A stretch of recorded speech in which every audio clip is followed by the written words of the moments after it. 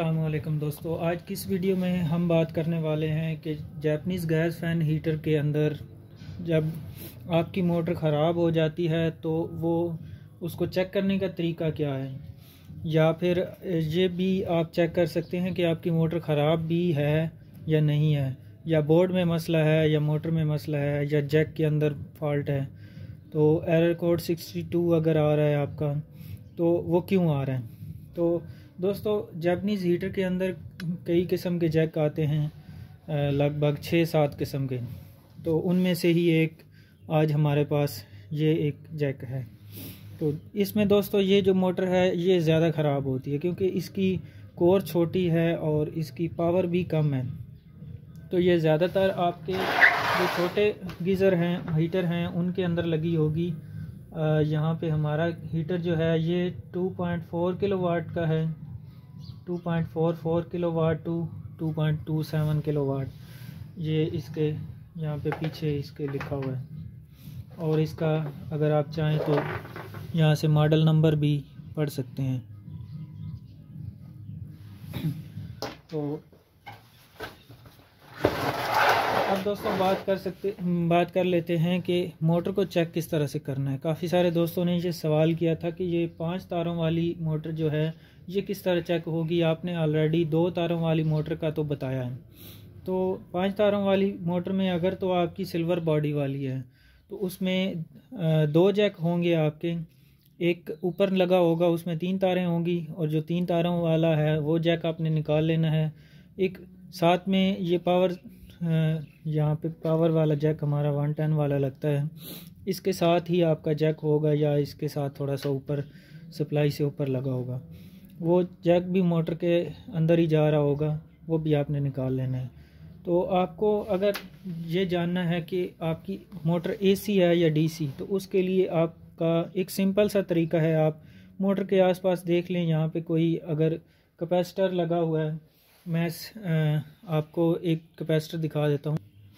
तो मिसाल के तौर पे ये आप समझ लें कि कैपेसिटर है। अगर ये यहाँ पे लगा हुआ है आसपास मोटर के, और इसकी 2 तारें आपकी मोटर के अंदर जा रही हैं, तो आप ये समझें कि आपकी मोटर जो है वो एसी वोल्टेज पे चलेगी। और अगर कैपेसिटर नहीं लगा हुआ तो इसका मतलब ये है कि आपकी मोटर जो है वो तो डीसी पे चलेगी, और डीसी भी 110 वोल्ट ही होने चाहिए। आप उसके लिए ब्रिज रेक्टिफायर भी इस्तेमाल कर सकते हैं, या फिर लैब बेंच पावर सप्लाई भी इस्तेमाल कर सकते हैं, या आपके पास अगर 110 वोल्ट का कोई डीसी कन्वर्टर है तो वो भी इस्तेमाल कर सकते हैं। ये टोटली आपके ऊपर डिपेंड करता है आप किस तरह से चेक करते हैं। तो मैं ये कैपेसिटर दिखाने का मेरा मकसद ये था कि डिज़ाइन यही होगा, लेकिन वो 1.2 या 1.5 या इस तरह का कम माइक्रोफेरेड का होगा। ये मेरे पास सीलिंग फ़ैन का एक कैपेसिटर है जो कि मैं आपको ये वीडियो में समझाने के लिए दिखा रहा हूँ।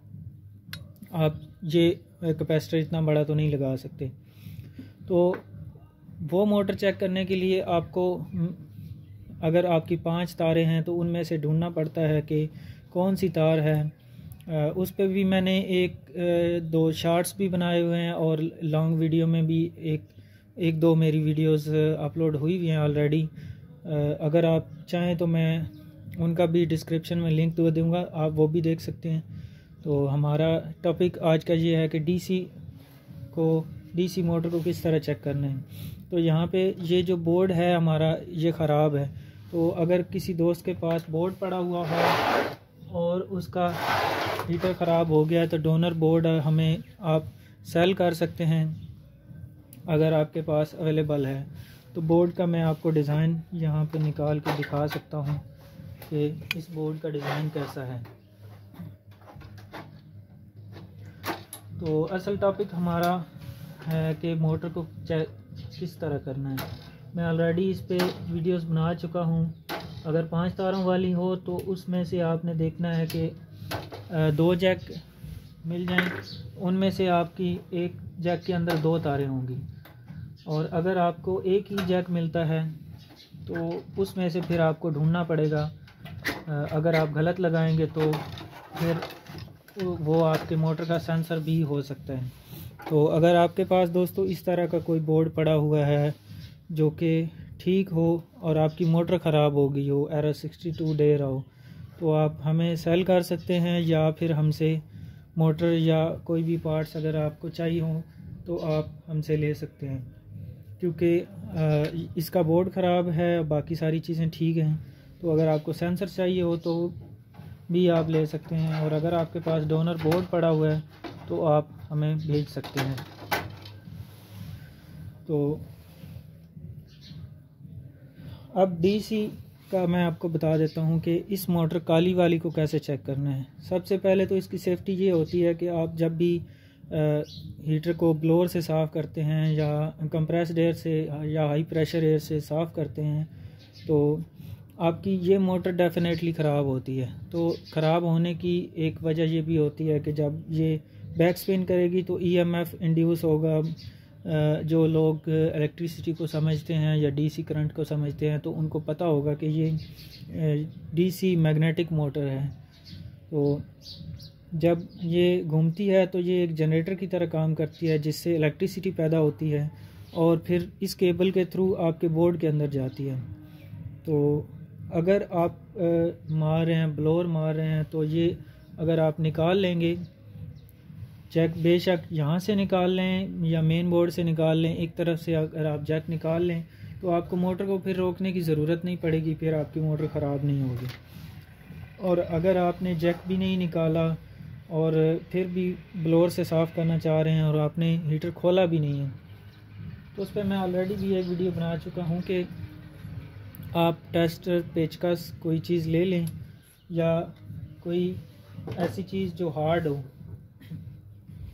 तो आपके पास आसपास कोई घर में तो छुरी भी मिल जाती है।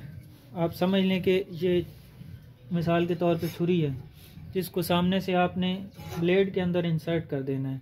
इससे होगा क्या कि आपकी अगर मोटर स्पिन करने की कोशिश करती है तो ये स्पिन नहीं करेगी।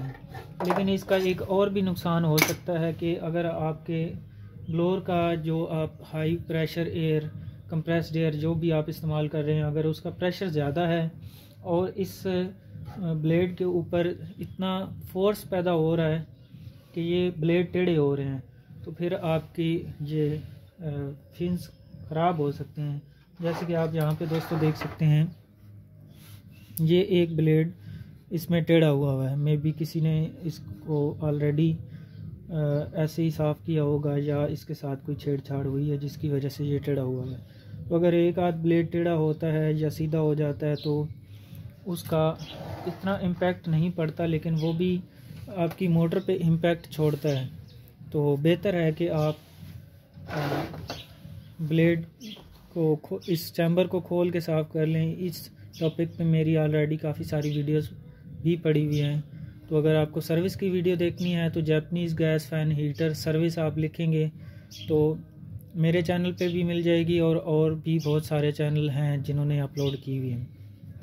तो जो मेरे चैनल पे आपको मिलेगी उसमें ये कंप्लीट ये जो हीटिंग चैम्बर है, फैन का ये चैम्बर है, ये सारा खोल के मैंने इसकी वीडियोस बनाई हुई हैं कि आप किस तरह से खोल के साफ़ कर सकते हैं। और गैस वाल को भी अगर आप क्लीन करना चाहते हैं अंदर से तो उसी में आपको अटैच्ड वीडियो मिल जाएगी। वो लॉन्ग एक ही वीडियो में आपको सारा समझ आ जाएगा। तो मैं उम्मीद करता हूँ दोस्तों आज की जो भी चीज़ें मैंने आपको समझाई हैं इसमें से आपको कुछ नया हासिल हुआ होगा, कुछ नया सीखने को मिला होगा। तो अगर आपको सीखने को कुछ नया मिला हो तो अपने दोस्तों में भी शेयर करें ताकि वो भी इससे फ़ायदा उठा सकें। तो दोस्तों मिलते हैं एक नई वीडियो में एक नए से ट्रिक के साथ। तब तक के लिए जंबर थिंक्स को दीजिए इजाज़त। अल्लाह हाफिज़, अल्लाह निगहबान। पाकिस्तान जिंदाबाद।